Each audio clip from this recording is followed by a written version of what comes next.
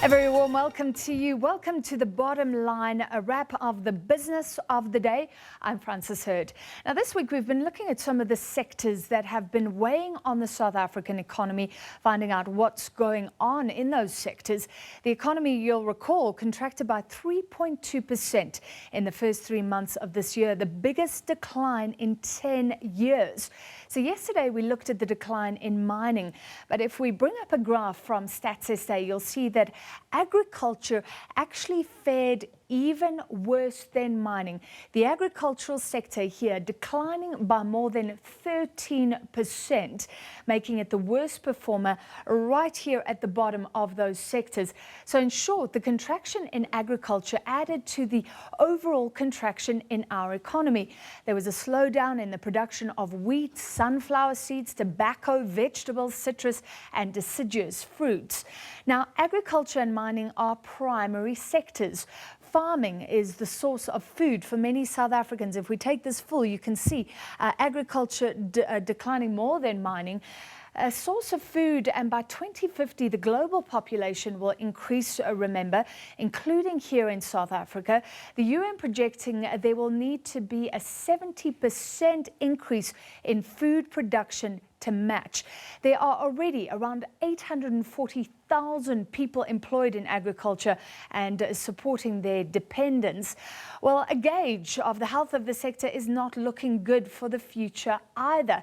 So today, the Agricultural Business Chamber of South Africa, Agbiz, released its Agribusiness Confidence Index. It fell here, you'll see, in the second quarter of the year from 46 points to 44.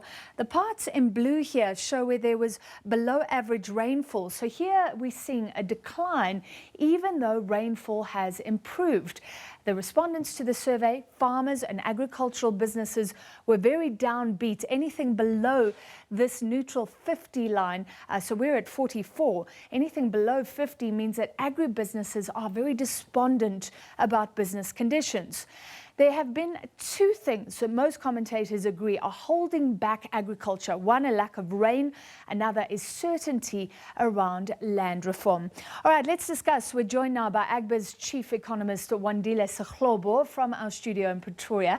Welcome to you, Wandile. Let's start with that first quarter decline. So agriculture down by 13%, the worst performer. Why?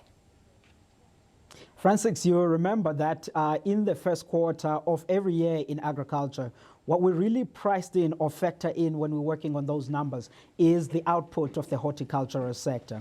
And if you were to look at that sector closely this year, we saw a decline in output, particularly on the wine grapes and also some of the other horticultural products that we produce within the Western Cape province. And that's in part what really weighed in on the GDP numbers that showed that contraction that you saw on the first quarter. So it's not a story of investment, but more of a lower production on the back of unfavorable weather conditions. And we're seeing the back of the drought. So does that mean this was a little blip and things will get better, not a long-term trend? No, I mean, I'm afraid because the first quarter is the issue of the horticulture, but as you proceed through the year, what gets to be important when you're working on the agricultural economy numbers is the output from the grains as well as the oilseeds production areas. And as you rightly said in your opening remarks, the output in all of those crops is down double digits. And what has driven that is, again, the drier weather conditions at the start of the season, particularly in the western parts of the Free State and Northwest, and all of that is really not going to give us a good performance for this year. We might, however, see a bit of an uptick in the second quarter numbers, but I'm not so optimistic about the third quarter and the fourth quarter, to such an extent that if you were to look at Agbiz agriculture GDP numbers, we're forecasting about 2% contraction on the South African agriculture economy performance this year. And all of that really linked on to the unfavorable weather conditions, which has weighed on the output across a range of sectors. Is that enough to add to fears of recession in South Africa? To a certain extent, I mean, when one thinks about the recession, then on a broader scheme, it will also depend on how other sectors will perform. But obviously, this year, agriculture is really not going to be a good boost for us. But one important point, though, I would like to get across is the fact that what has put us into this negative territory in terms of growth in agriculture is weather-related. And that gives us a bit of a promise now to say if weather conditions could improve next year, then obviously the sector could somewhat recover from these levels that we are expecting for 2019.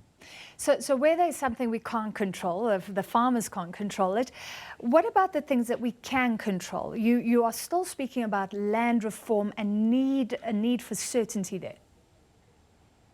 Yeah, I mean, look, I think at the start, within the climate change as well, there are some certain things that we can do. You will remember, Francis, last week, the South African government released a certain report which talks about the framework of how to deal with the climate change story. And I think that South Africans needs to look at that and see what mitigating measures or measures of adapting that farmers and other sectors can really adopt from there. And obviously, technological side could also assist us in coping with the change in climate. But some of the things that we can control on the land reform side is the one that we see weighing on the confidence indexes to a certain extent.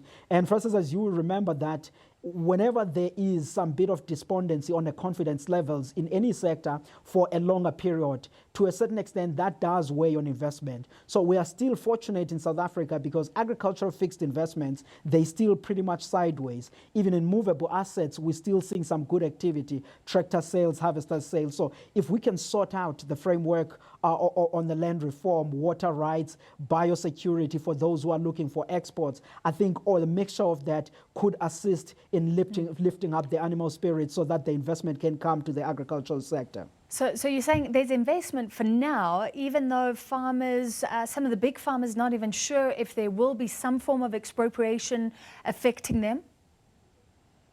No, I mean, look, now it's not as if they are investing aggressively, but rather they are moving sideways. You take, for example, fixed investments numbers in agriculture for 2018. The figures were about 17.1 billion rands, down by just a percentage point from last year. And when we look over long term to say maybe you're starting from 2017, where the discussion about land expropriation without compensation started to intensify, you'll see that the fixed investment numbers have been sideways. But in movable assets like your tractors and your harvesters sales, the numbers were actually up. You take tractor sales for 2018, they were up by 4% from 2017. So farmers were still investing there. But my hope is that we could now not only see sideways investments in agriculture, but rather see a bit of an uptick. And I think that the uptick can come with expansion in production to new areas. And that expansion to new areas will largely be guided by the framework that will come out on a land reform.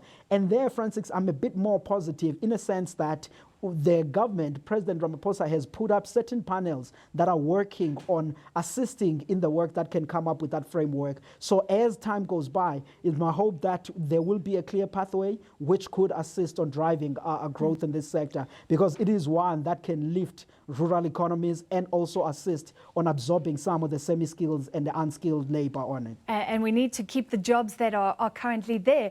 What about the future, Wandile? Where are we going? I understand we need real innovation to produce the food that's needed. And the average age of farmers in South Africa is over 60. So how do you get young people to come in? Yeah, I mean, look, the issue of the aging farmers is a serious one, because even if you were to compare us with some of the productive countries in the agricultural sector like Australia, where average age of a farmer is around about 53, the United States around about 55. So we really need to get a pool of young people to this sector. But I think for them to come in, there must be a business case that agriculture can put in so that someone can know that if they forgo a certain career and they come to farming, they will be as well off as if they went to the other sector. And to do that, it again links back to saying, do we have available land where young people can participate? Also, do we have incubation schools or houses where they can actually be trained? Because speaking to the numbers of the food demand that you mentioned in your introductory remarks, we need the young people to be able to take us to those levels, and we need technology in the process. All right, thank you very much. Wandile Sihlobo, Chief Economist at Agbiz, releasing a confidence index today. Agricultural businesses concerned about the future, and we already saw that steep decline in the first quarter. Some hope, he says, if we get our policies right.